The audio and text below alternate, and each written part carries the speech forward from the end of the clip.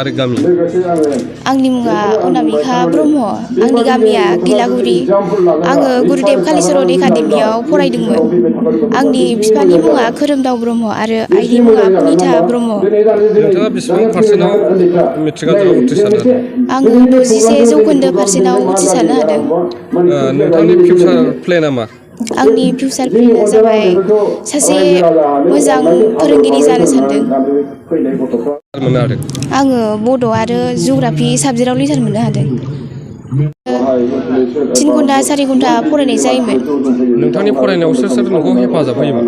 आंनि फरायनायाव आंनि आइ आफा आरो आंनि बिब'आ हेफाजाब होयोमोन। खुलुमबाय, आंनि मुङा रिमिथा ब्रह्म। आंनि गामिया गिलागुरि। नोंथाङा अबे स्कुलाव फरायोमोन? आं दतमा गार्लस हाइ स्कुलाव फरायोमोन। नोंथाङा बेसेबां पार्सेन्ट मोननानै मेट्रिक आनजादाव बेसेबां पार्सेन्ट मोनो? आं 60% मोननानै पास जादों। नोंथाङा दिनावहाय बेसे घन्टा फरायोमोन? 2-3 घन्टा। नोंथाङा फिउचारावहाय मा जानो सानदों?